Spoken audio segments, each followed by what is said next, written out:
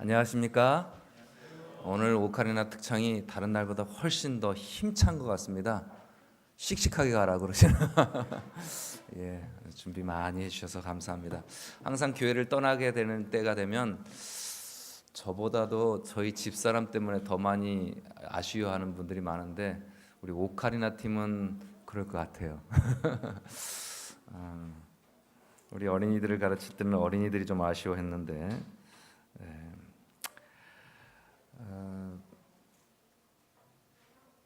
오늘은 제가 봉드리교에서 심하게 된 지 만 4년째가 채워지는 안식일입니다. 제가 이 교회 부임한 첫 안식일에 드렸던 말씀이 있었습니다. 에베소 2장 20절의 말씀을 제가 들려드리면서 그리스도 예수 안에서 함께 지어져가는 교회에 대해서 말씀드렸습니다. 혹시 기억이 나시는지 모르겠습니다. 제가 부임 설교와 또 이임 설교를 할 때는 항상 이야기를 말씀드리는데 언제나 부임 설교할 때는 들려드리는 말씀이죠. 제가 첫 목회지에 나갔을 때 30평 교회와 나란히 서 있는 20평 사택 일렬로 그대로 창고 짓듯이 지어놓은 이 교회가 반쪽이 처음부터 끝까지 이쪽서부터 저쪽 끝까지 반쪽이 어떻게 됐다고요? 딱 잘렸다고요. 왜 그랬다고요? 기초가 없는 데다가 지어가지고 한쪽에 메꾸고 지어서 이게 녹았다 얼었다 하는 게 달라서 한쪽이 더 가라앉다 올랐다 가라앉았다 하니까 이쪽 끝에서부터 저쪽 끝까지 교회가 반쪽이 쫙 갈라졌다고요. 그런데 95세 돌아가신 우리 집사님 댁 친가에 갔더니 거의 무너져가고 사람이 안 서러서 막 구멍이 뚫리는데 들어가 보니까 우리 교회가 기초는 막 이렇게 두껍게 지었는데 바로 옆집은 기초를 1m 50 파서 했는데 이것도 50년 가고 우리 교회도 50년 간다고요. 비록 갈라졌지만. 그런데 한 할머니의 생가에 갔더니 시집 와서 사신 지가 70년, 그 부모님부터 살아서 120년간 갔던 건물이 어떤 기초들? 요만한 주춧들에 어떻게 해요? 나무 하나씩 얹어놓은 집이었다고요. 100몇십 년이 가는데도 어떻게 살아남았을까요? 그게 무너지지 않고 서로가 나무가 나무를 서로 어떻게 하고요? 서로를 파내고 그 파낸 홈에다 나의 홈을 끼워 맞추는. 그래서 서로를 꽉 붙들고 여름에는 같이 늘어났다가 겨울에는 같이 줄어들었다가 습기와 추위와 얼음을 같이 이기면서 그렇게 지탱해 나가는 집은 120년을 걷더니 요만한 기초돌 위에서도 버티더라. 그리스도 예수 안에서 모퉁이 뜰 대신 그리스도 예수 안에서 함께 지어져 가는 교회가 되기 위해서 서로 내가 부족한 부분, 내가 형제가 부족한 부분을 서로 또 내가 좀 고통스럽지만 나 자신을 파내고 또 형제가 형제대로 서로 파내면서 서로 꼭 맞춰줘서 서로를 꽉 뭐하는 교회? 붙들고 건물마다 서로 연결되어 상합하는 교회. 그래서 그리스도 안에서 함께 지어져 가는 교회, 성령께서 거하실 처소가 되기 위하여 함께 지어져 가는 교회 되게 하자고 말씀드렸습니다. 그리고 이어서 에베소 4장의 말씀을 드렸죠. 기억 못하실지도 모릅니다. 각 지체가 자기 분량대로 역사하며 눈과 귀와 팔다리가 각 지체의 분량대로 역사하며 그 몸을 서로 자라게 하며 사랑 안에서 스스로 세우는 교회라고요. 이러기 위해서 모든 각 마디가 서로 도움을, 각 마디를 통해서 서로 도움을 입고 서로 연결되고 결합되어서 각 지체가 자기 분량대로 역사한다.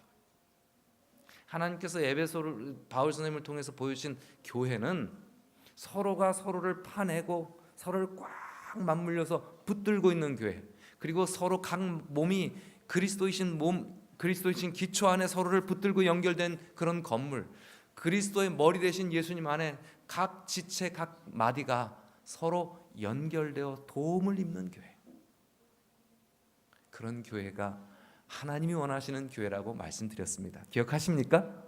4년이 돼서 복습을 해도 기억이 나실라나 말아. 이 말씀은 기억하십니까?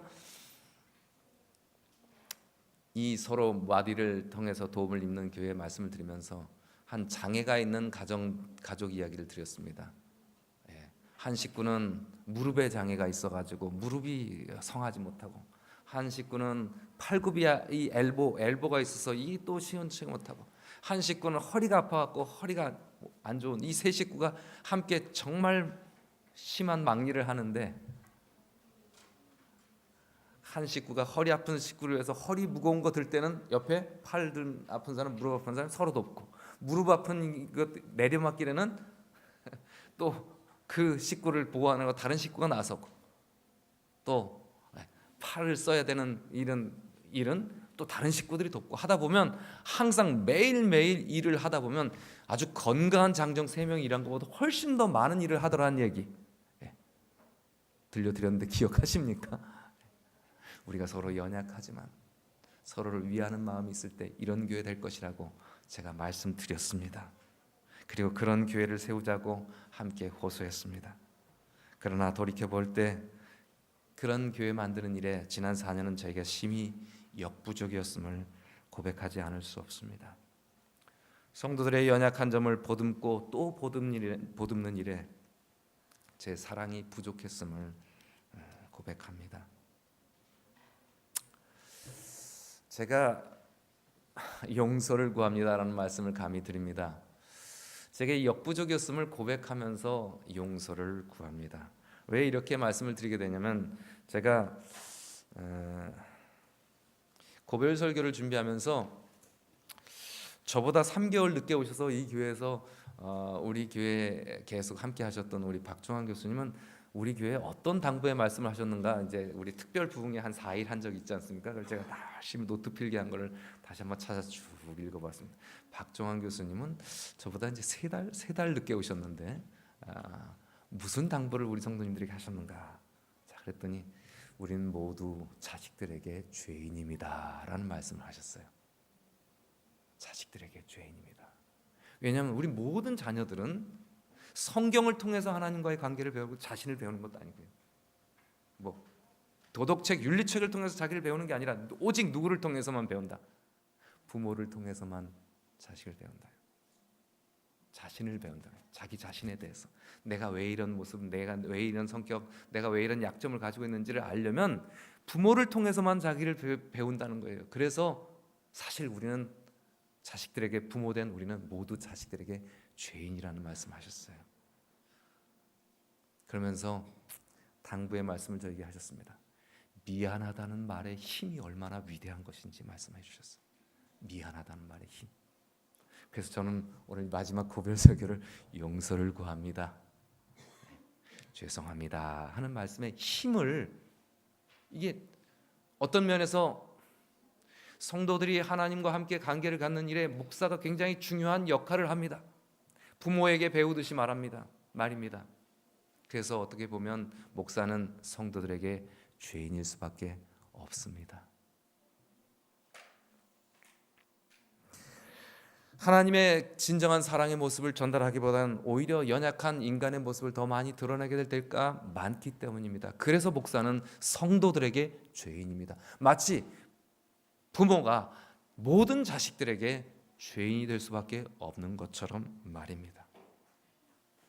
지난 4년 동안 우리 성도님들과 함께 꿈꾸자고 했던 그 호소를 제 자신의 삶 가운데 이루기에도 제가 심히 역부족이었음을 용서를 구합니다.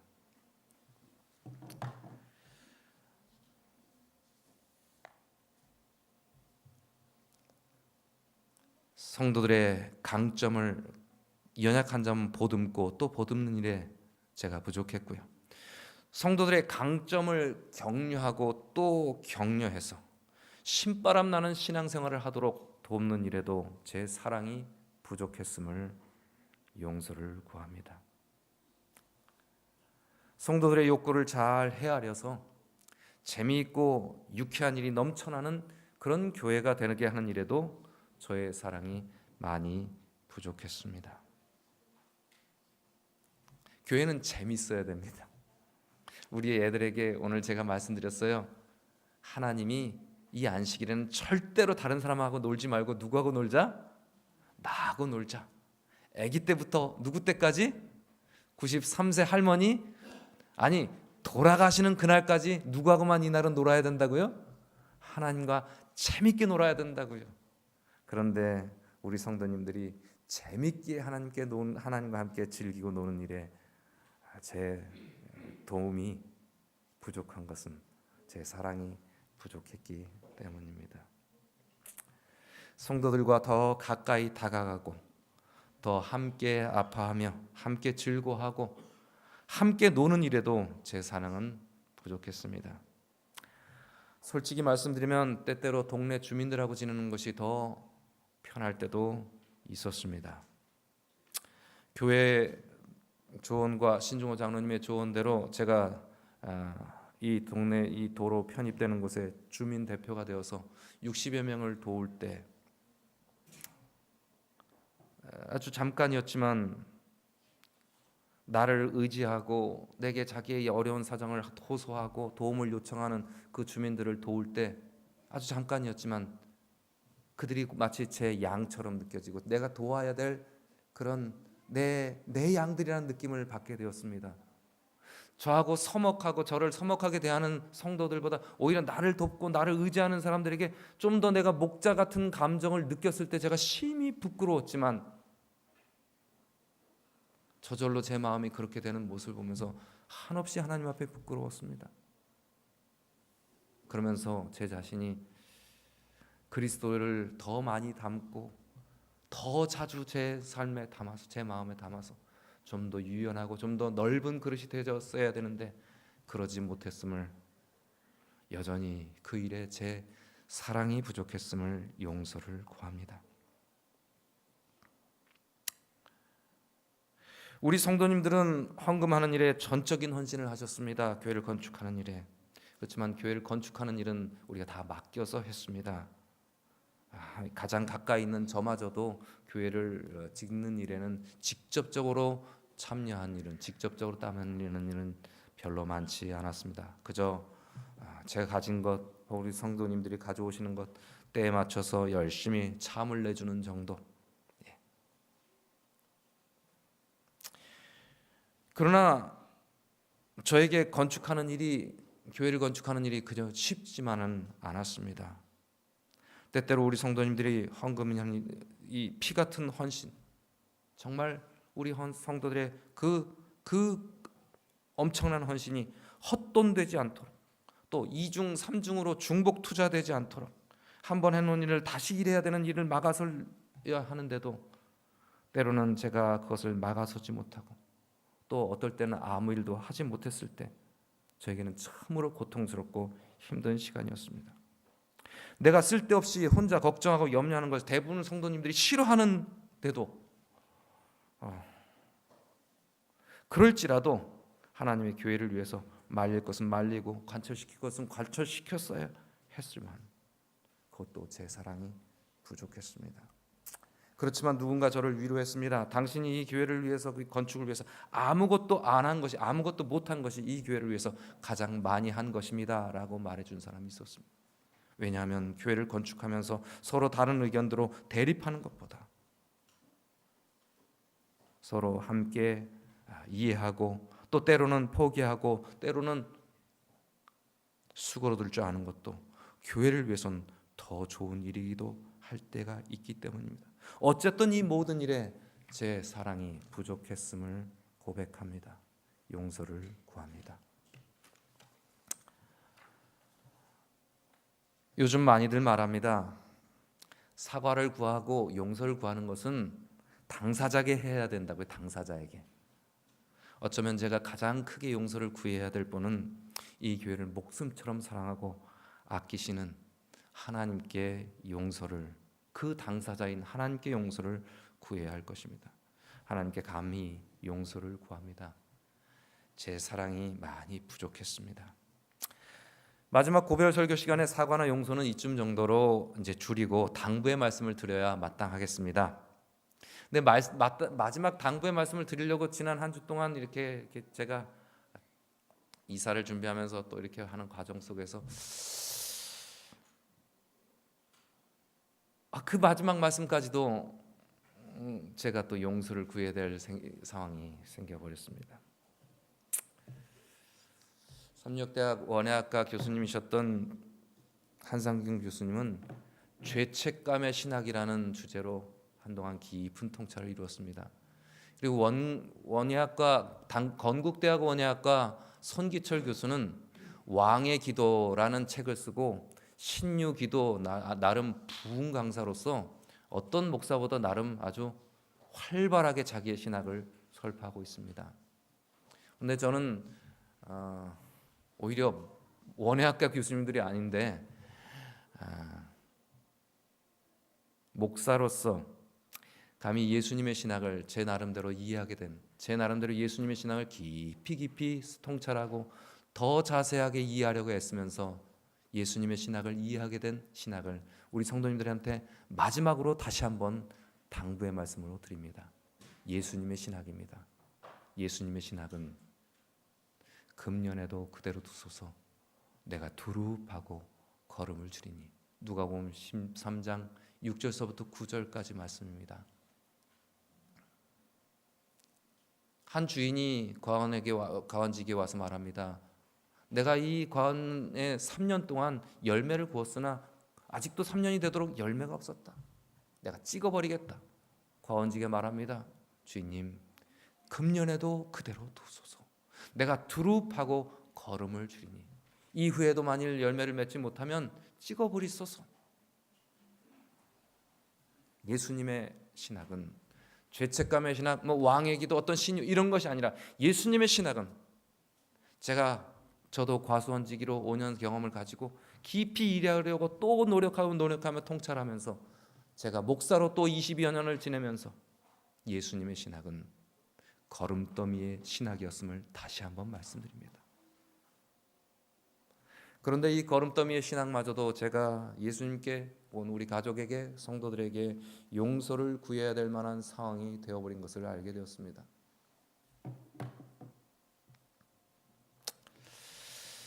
걸음더미의 신학, 제가 말씀드릴 때 늘 저희 담임 목사님이었던 한 목사님을 말씀드립니다. 제가 청년으로 또 교회 집사로 역할은 전도사 역할을 하고 있을 때 담임 목사님이 저에게 이렇게 말했습니다. 자식들 위해서라면 좀 평범하지 않아, 아니 비범한 헌신을 하시는 우리 부모님을 보면서 최 집사, 아니 최 전도사, 당신 부모님, 전도사님 부모님은 자식들을 위해서 걸음더미가 되시는 분들이야. 부모님 기쁘게 해드려. 빨리 목회 나가.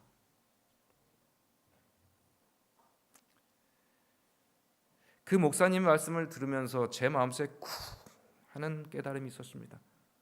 제가 씨름하고 있는 걸음과 씨름하고는 그 5년간의 그 처절한 싸움에 우리 부모님을 탁 대입시키면서 당신 부모님이 진짜 걸음더미야.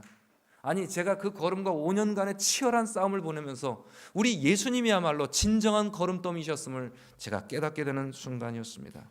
그 이후로 제 평생 제 목회의 신념은 예수님의 걸음더미의 신학을 이해하고 실천해보고자 하는 그런 꿈을 갖게 되었습니다. 어떤 분들이 말씀합니다. 어른들이 말씀하십니다. 최 목사 이 교회 와서 복을 많이 받았다. 예, 맞습니다. 참 복을 많이 받았습니다. 네. 자녀가 참 좋은 대학에 가고 둘째도 그냥 그래도 원하는 대학에 가게 되었으니 참 복이다.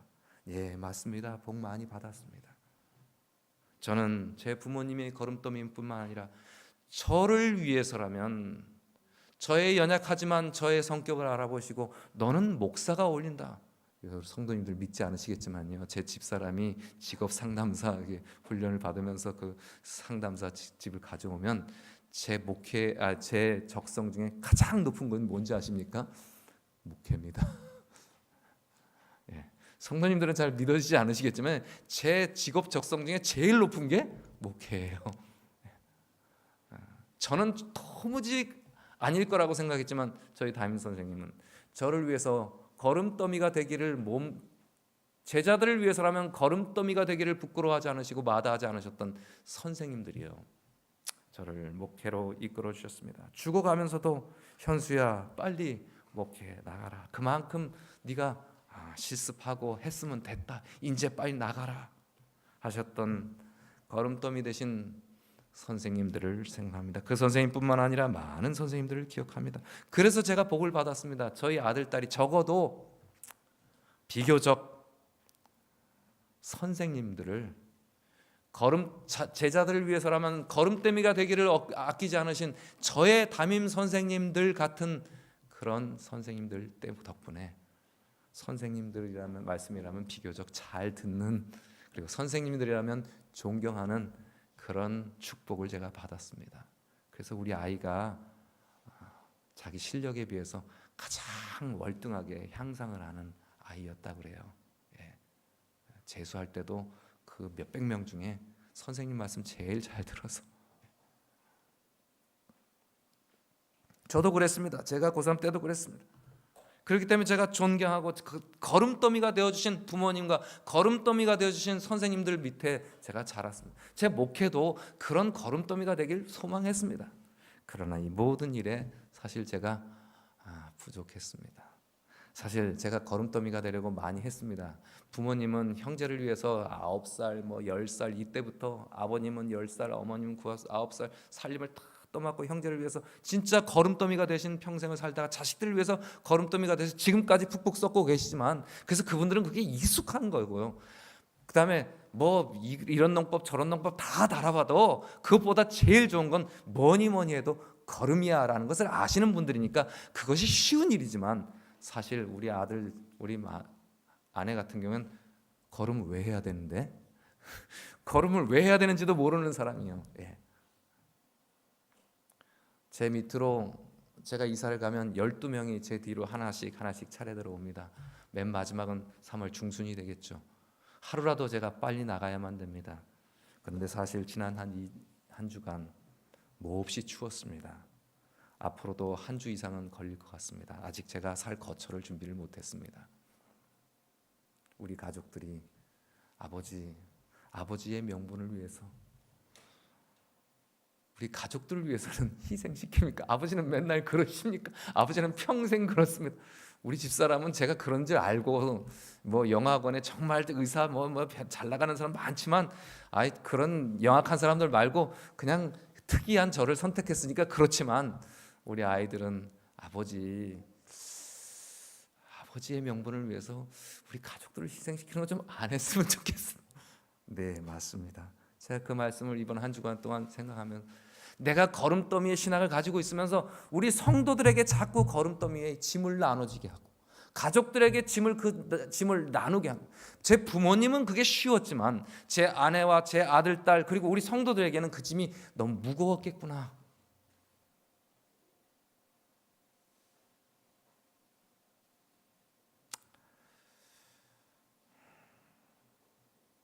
그것을 왜 해야 되는지도 모르는데, 심지어 농민들까지도 제가 5년 동안 그런 경험을 갖고 성도들한테 지금 걸음을 해야 됩니다, 당신들이 이렇게 하면 안 됩니다 해도 성도들도 이 힘든 걸 왜 하라고 그러냐고, 농사꾼마저 그러는데 우리 성도님들이 그런 식으로 살라고 하면 우리 가족들보다 아니라 성도님들도 힘들었겠습니다.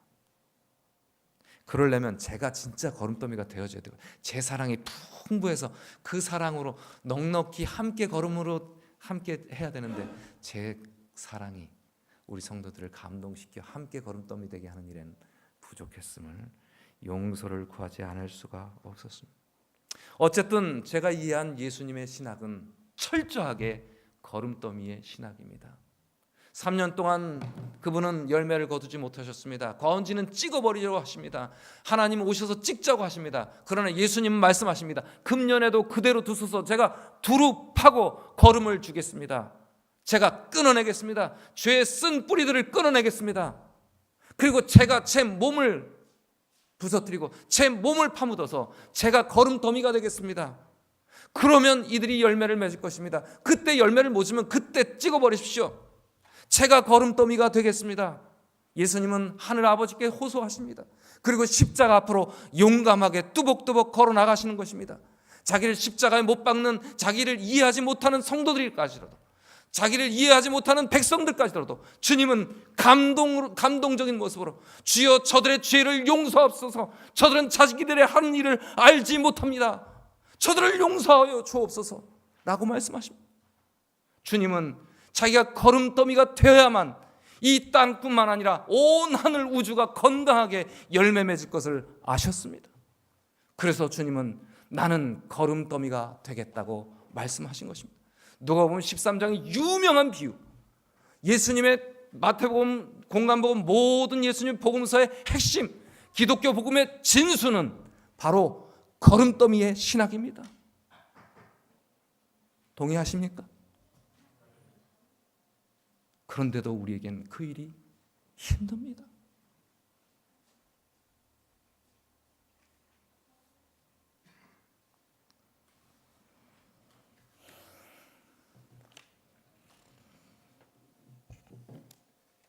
두루 파내는 것은 걸음 나무를 끊어내는 것입니다.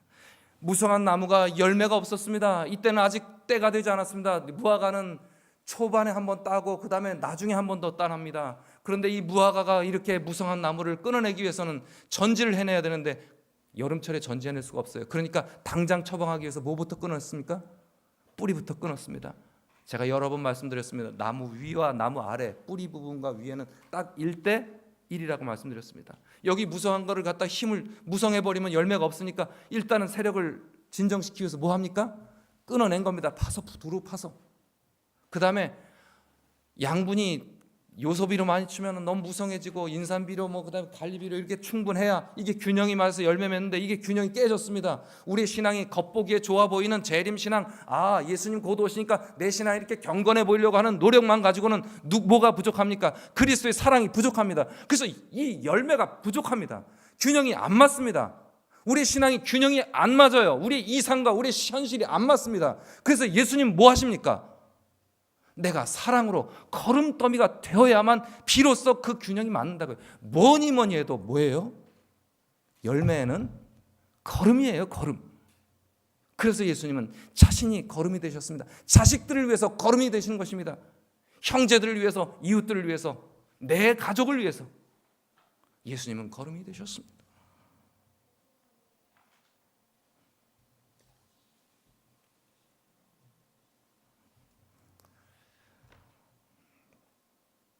그런데도 저는 이런 신학을 가지고 이상은 걸음더미가 되어야겠는데, 그래서 실리는 챙기지 못하고 내 가족을 위해서, 내 성도들을 위해서 실리는 챙기지 못하고 항상 누군가 희생을 하고 누군가 걸음더미가 돼야 모두가 다 풍성해질 것이라는 그런 뭐만 압니까? 걸음 넣으니까 좋다라는 것만 압니다.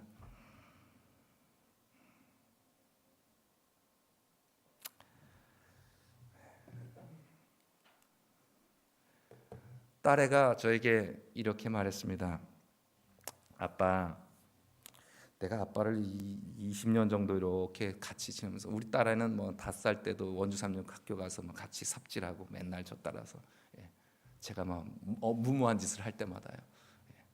우리 3살짜리 아들하고 같이, 어떤 애들을 돌보고 제가 그걸 해야 되니까요. 제가 아빠 한 20여 년 아빠를 따라다니면서 아빠는 퍼스트 펭귄 같아요. 물개가 무서워서 남극에서 바다에 뛰어들지 못하는데 누군가 먼저 바다로 뛰어들어서 먹이를 찾으러 들어가면 나머지 펭귄들이 다 뛰어드는 것처럼 아빠는 퍼스트 펭귄이야. 저한테 기분 좋은 소리 잘합니다, 우리 딸애가. 아빠가 후배들을 위해서 누군가 1년 동안 아빠가 쉬었다고 해서 그 돈이 얼마나 도움이 되고 그게 얼마나 누구에게 도움이 되는가, 그건 별로 의미가 없잖아요. 그러니까 아버지가 하시려고 하는 일을 보다 많은 사람들에게 공감을 일으키기 위해서 보다 적극적으로 자기에 대해서, 자기의 생각에 대해서 이야기할 필요가 있어요. 제가 볼 때 아버지의 생각, 아버지 25살에 가졌던 생각을 만약에 더 많은 사람들에게 공유하고 그랬으면 우리 교단이 완전히 바뀌었을 것 같아요. 아빠는 퍼스트 펭귄이라면 좀 무모해 보이지만 이렇게 먼저 던져지는 것을 두려워하지 않는다면 그 생각을 좀 많은 사람들과 공유해 보세요. 듣기 좋은 얘기죠? 예. 그래서 제가 이제부터 제 본론 시작합니다. 이제부터 제 당부의 말씀을 좀 드려보겠습니다. 아빠가 한 명이 줄어들어갖고 이 지금 동주원 앞에 200여 명이 강원도에서 저 멀리서 오지도 못하고 저 자녀들은 자기도 생각해도 저 강원도에 있는 중학생, 고등학생들 정말 거기 있으면 자기 인생이 완전히 바뀌어지는데 차례대로 이렇게 좀 돌아올 옛날의 목회자들은 우리 최명기 목사님 자녀들이 어느 정도 클 때는 또 이쪽으로 오고 어떨 때 강원도도 한 번 좀 한 2년 3년 갔다 오셨다 그랬죠. 저희는 강원도에서 10몇 년을 삽니다. 요즘엔 20년 사는 사람도 있어요. 강원도에서 목회를 몇 년, 옛날 목회자가 얼마 없을 때는 몇 년으로 끝났지만요. 이런 불균형 해소하기 위해서 누군가 이렇게 좀 희생하는 모습, 이건 굉장히 아름다운 모습인데 그러려면 서로 공유를 했으면 좋겠습니다. 그런 생각을. 그래서 그런 생각들이 공감되었으면 좋겠습니다. 그래서 운동이 될 수 있도록요. 웨슬리라는 사람이 그런 운동을 일으켰습니다. 웨슬리 속회는 유명한 속회입니다. 그 속회에 가면 반드시 5가지 질문에 답을 해야 됐습니다. 지난 모임 이후로 당신은 한번 읽어보겠습니까? 1번. 당신은 읽어보세요. 어떤 죄를 지었습니까? 속회, 이 구역반 모임, 소그룹 모임을 가져서 맨날 첫 번째로 해야 되는 질문의 답이 뭐예요? 무슨 죄 지었는가? 그 다음에 당신이 경험한 유혹들은 무엇이었습니까? 3번 같이 읽어보실까요? 시작. 어떻게 그러한 유혹들에서 벗어났습니까? 4번. 당신의 생각과 말과 행동 중에 죄인지 아닌지 모호한 것은 없었습니까? 5번. 숨기고자 하는 것은 없었습니까? 이걸 매번 해야 될 말씀입니다. 이걸 안 하면, 그리고 이 속회 모임을 하면 이건 반드시 해야 되고, 속회 모임을 안 하면 침례를 안 줬어요. 교인으로 입교를 안 시켰습니다. 엄청나지 않습니까? 어떤 죄 지었냐? 유혹이 뭐였냐? 어떻게 유혹에서 벗어났냐? 그다음에 이게 뭐 죄인지 아닌지 좀 이상한 거 없었냐? 그다음에 내가 좀 숨기고 싶은 거 없느냐? 이거 다 해야 됐어요. 자기를 완전히 드러내야 되는 것입니다.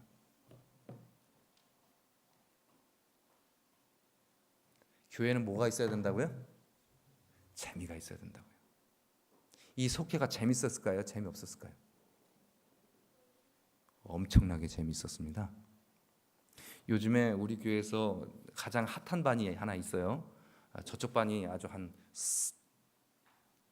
10명이 되어서 막 옹성성 도무지 같은 반에서 할 수 없을 만큼 시끄러운 반이 하나 있고요. 아주 열심히 하는 반이 또 조용조용하지만은 아주 무서울 만큼 먼 거리에서 모여드는 그 반도 있습니다. 한 2-3명이 우리 성도님들 한 반에서 오는 거리보다 넘는 곳에서도 멀리서도 오는 반이 있어요. 저 반 힐링반입니다. 그런데 제가 힐링반에 들어가기 전에 전 2년 우리 교수님과 함께 목회자들과 그 공부를 했는데, 그리고 목사님이 제가 부임할 때 이로 함께 교수님이 따라오셨는데 선택해서 오셨죠. 그 많은 목회자들 교회 중에. 근데 제가 우리 목사들한테 맨날 말했습니다. 만일 우리 교회가 우리가 지금 하고 있는 이런 모임을 교회가 할 수 있다면 우리 교회는 몰라보게 건강해지고 몰라보게 성장할 것입니다. 제가 맨날 그랬습니까? 안 그랬습니까, 교수님? 맨날 그랬습니다. 맨날 그랬어요. 제 주장이 그랬습니다. 자기 자신에 대해서 솔직하게 고백하고, 그러면 다른 사람도 자기의 경험을 고백하면서 누가 누구에게 조언하는 것이 아니라 자기의 경험을 통해서, 상대방의 경험을 통해서 서로 경험들을 나누면서 서로 자기의 조언을 받고 도움을 입을 수 있도록 하는 이 모임이요. 10명이 모이면 우리 교수님은 한 명목도 말씀을 안 하셔요.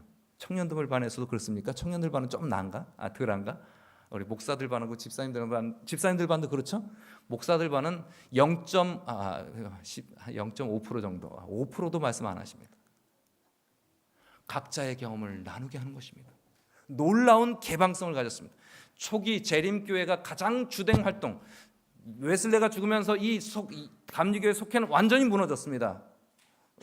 1889년이 되면서 이 속회를 안 하면, 이 5가지 질문 대답하는 이런 속회 안 하면은 침례를 안 주던 그런 법도 사라졌습니다. 근데 그때 1889년 이상 가장 부흥했던 우리 교회가 그걸 이어받았습니다. 초기 재림교회 가장 주된 활동이, 그리고 가장 강력 활동은 강력한 활동이 뭐였다고요? 영적인 친교 모임입니다. 그 모임은 놀라운 개방성을 가지고 있었습니다. 러셀 브릴 목사님이 제가 이 공부를 하고 있는데 가르쳐 준, 제가 우리 같이 와서 목사들한테 우리 오늘 배운 거, 러셀 브릴 목사님 우리 지금 하고 있는 이 모임을 교회에서 어떻게 우리가 정착시키느냐, 이것이 우리에게 교회를 건강하게 세우는 비결이 되지 않을 것입니다. 성도들이 자기를 개방하는 것입니다. 그런데 개방 잘못하면 후유증도, 우리가 상상하지도 못한 후유증을 앓기도 한답니다. 그러기 위해서는 성장을 위한 공동의 목표가 있어야 합니다. 초기 재림교회와 웨슬리의 그 속회 모임은 자기들이 영적으로 건강하게 자라고 열매 맺는 그리스도인이 되어야겠다는 공동의 목표가 있었습니다. 그래서 그 목표를 이루기 위해서 서로 솔직하게 자신을 고백한 것입니다. 그리고 부끄러워하지 않았습니다. 그리고 서로를 정말로 격려했습니다. 정말로 지지해주고 정말로 기도해주고, 그래서 모두가 함께 자기를 고백하고 자기를 개방하고 수다 떠는 것이 아니라요, 그것을 오히려 개방돼서 오히려 그 일로 인해서 더 많은 안 좋은 일들이 생기는 것이 아니라 같이 그리스도 안에서 성장하려는 공동의 목표가 있는 상태에서 주님 안에서 서로를 놀랍게 개방했을 때 그들은 점점 좋은 부모가 되어갔습니다. 그들은 점점 더 좋은 영적인 스승들이 되어갔습니다. 그들은 건강하게 성장할 수 있었던 것입니다. 열매 맺는 그리스도인이 될 수 있었던 것입니다. 그들은 스스로를 걸음더미가 되도록 자신을 내어준 것입니다. 오늘 저는 우리 성도님들에게 호소합니다. 성도님들, 교회를 짓는 일에는 신나게 헌신하셨습니다. 그러나 사택을 짓는 일에도 그만한 헌신이 나올까요? 제가 그렇게 헌신 안 나오는 것 당연하다고 생각합니다. 그런데 제가 우리 성도님들께 뭐 부임 설교도 아니고 중단 설교도 아니고 건축 설교도 아닌데 이 고별 설교에서 당부의 말씀을 드려봅니다. 우리 사택 빨리 지었으면 좋겠습니다. 저에게 12월 달에 이제 건축 허가 기간이 마쳤으니까 건축을 연장하라. 아직도 제가 못했습니다. 어쩌다 보니까. 제가 지금 제 목회실까지 내어드렸습니다. 우리 반이 마음대로 자유롭게 자기를 개방하고 자기를 고백하기 위해서는 서로 반섭받지 않는 보안이 유지되는 정말 놀라운 개방성을 가져야 되지만, 그러기 위해서는 자기를 마음 놓고 개방할 수 있는 안정된 공간이 필요합니다. 때로는 제가 제 사택을 개방하기도 했고요, 거실을 개방하기도 하고, 그 다음에 제 서재를 개방하기도 하고. 교회가 잡을 때는 그렇게 했지 않았습니까? 여러분 기억이 좀 안 나시죠? 거의. 왜 그렇게 했습니까? 안식일만 부지런히 이걸 치워야 됩니다. 안정된 공간에서 공간을 얻기 위해서 사택을 지라는 말씀이 아니라 안정된 5개, 4개의 방을 만들라는 것이에요. 더 많이 나누라는 것이에요.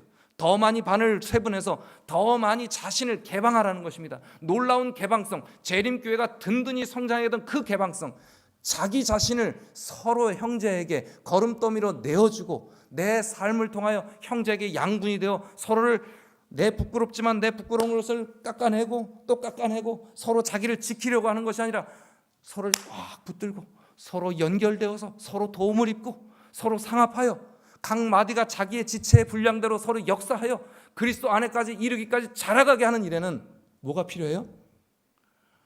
안정된 공간이 필요합니다. 그래서 우리 성도님들에게 부탁합니다. 사택 짓는 일에 우리 정집사님 한 몇 천만 원만 더 있으면 되겠습니까? 한 4, 5천만 원 있으면 되겠습니까? 지금 1억 우리가 준비해 놨으니까. 우리 성도님들 과하게 헌신해서 후유증 앓지 마시기 바랍니다. 제가 걸음더미 해보겠다고 많이 해보니까요, 저희 가족, 저희 성도들 이 역반응이 많이 일어나요. 그리고 저 자신에게도 가장 큰 후유증이 뭐냐면, 내가 이렇게 애를 쓰고 내가 이렇게 헌신했는데 나를 이렇게 몰라줘? 부모들이 겪는 후유증입니다. 내가 내 자식들을 위해서 이렇게 헌신하고 걸음더미가 되는데 저 자녀들이 나를 이렇게 배반할 수가 있어? 헌신 많이 한 사람이 겪는 후유증입니다. 걸음더미 많이 된 사람의 후유증이에요. 그러지 말고요, 우리 성도님들 즐겁게 기쁘게 신나게 헌신하셨으면 이제 적당하게 헌신하시고요. 그래서 후유증이요. 어떻게 나한테 이럴 수 있어? 어떻게 내가 이렇게 대접을 못 받아? 어떻게 내가 이 교회에서 이렇게 영향력이 없을 수가 있어? 이렇게 내 영향력이 줄어드는 것에 대해 두려워하지 않도록이요. 우리 성도님들은 이제 적당히 헌신하시고, 지금 헌신하는 것 힘껏 헌신하시고 그만했으면 좋겠습니다. 저는 교회를 과하게 헌신하지도 말라고 하는 사람입니다. 뭐든지 균형되고 안정되어야만 건강할 수 있습니다. 제가 마지막으로 성도님들께 당부드립니다. 더 과하게 헌신해서 뭐 사택 더 짓겠다, 우리 뭐 공간 만들어서 우리 교회 부흥시켰다, 이런데 더 헌신하지 마시고요. 대신에 자, 밑에 한번 읽어볼까요? 시작. 대신에 형제들을 좀 더 의지하자. 예. 우리 헌신했던 성도님들은 기쁘게 헌신하시고요. 그다음에 헌신하지 아직 않았던 분들의 도움을 좀 입었으면 좋겠습니다. 사택 짓자고요. 어떻게 해서요? 형제들을 좀 의지해서요. 그렇게 하려면 어떻게 해야 되겠습니까? 내가 걸음더미가 되는 것입니다. 이 교회는 내가 헌신했다라고 하는 것이 아니라요, 그래서 내가 속상해하고 내가 서운해하고 내가 상처받는 후유증 앓지 말고요, 나도 헌신했고 너도 헌신하고, 그렇게 하기 위해서 우리가 주님 안에서 함께 지어져가고 함께 자라가고 함께 성장하는 공동의 목표를 위해서 함께 깊이 서로를 붙들고 서로를 아껴주고 서로를 위해서 정말 지지해주는 그런 교회, 형제들을 좀 더 의지할 수 있는 교회 되었으면 감사하겠습니다. 그러면 모두가 행복할 것입니다. 그러려면 우리가 더 많이 양보해야 될 것입니다. 까치 정신은 어떤 정신이라고요? 자기 앞으로 끌어들이고 하는 사망의 정신이라고요. 예수님의 정신, 걸음더미의 정신은 남을 위해서 나를 내주는 거라고요. 돈 내주고 재정 헌신하는 것이 아니라 무엇 헌신하는 거예요? 자리를 내어주고, 내 감정을 내어주고, 내 시간을 내어주고, 내 역할, 내 영역을 내어주는 그런 엄청난 헌신이에요. 이것은 돈을 헌신하는 것보다, 재정을 헌신하는 것보다 더 힘들 수 있습니다. 제가 다시 한번 우리 성도님들에게 마지막으로 당부드립니다. 예수님은 걸음더미의 신학을 가지셨습니다. 우리의 귓가에 최연수 목사가 아무리 부족했다 할지라도 최연수 목사에게 이해케 하신 그 예수님의 걸음더미의 신학은 진리가 아닐 수 없습니다. 예수님의 명령은 여러분이 인정하든 인정하지 않든, 저의 삶을 보고 인정하든 인정하지 않든 예수님의 삶은 분명합니다. 더 많이 내어주고, 더 많이 양보하고, 더 많이 품어주고, 더 많이 나 자신을 개방하는 일, 이것이 우리의 사명입니다. 이것이 제가 드릴 수 있는 당부이기도 합니다. 제가 그때 부흥회 때 노트 필기한 것을 이렇게 고백합니다. 부모가 좋은 부모가 되어야 좋은 자녀가 있다. 좋은 교회가 되려면 좋은 목자가 있어야 된다. 좋은 목자, 좋은 부모들이 좋은 교회에서 안정된 관계를 갖는 것. 성도들이 정체성과 안정감을 가질 때 우리가 회복되고요. 교회가 안정되어 있으면 자연스럽게 많은 사람들이 모여든다고요. 교회가 다정다감하게지려면 부부가 싸우는 소리가 없어야 되는 거라고요. 제가 부족하지만, 그러나 제가 이 적어놓고 제 마음속에 깊이 담았던 이 말씀을 다시 한번 대신해서 말씀드립니다. 우리는 자녀들에게 죄인인 것처럼요, 목사가 성도들에게 죄인인 것처럼요, 먼저 봉두리교회 되었던 우리 교인들이 뒤에 후배들에게 죄인이 될 수 있습니다. 우리가 용서를 구하고, 함께 용서를 구하고, 함께 안정된 목자, 함께 안정된 부모, 함께 안정된 선배로서 모두가 이곳에 평안하게 모일 수 있도록 참 재미있는 교회 만들기 위하여 자신을 내어주기를 기꺼워하는 저와 여러분 되시길 간절히 바랍니다. 주님은 이런 우리들을 정말로 자랑스러워 하실 것입니다. 나의 마음에 꼭 합한 자 나의 벗, 나의 친구야 하시면서 난 너와 평생 함께 놀고 싶다 하실 것입니다. 우리 교회에서 우리 주님과 함께 마음껏 놀면서 우리 생명 다하는 날까지 신나게 신앙생활 하시는 저와 여러분 되시길 바라며 예수님의 걸음더미의 신학 마지막 당부의 말씀을 마치겠습니다.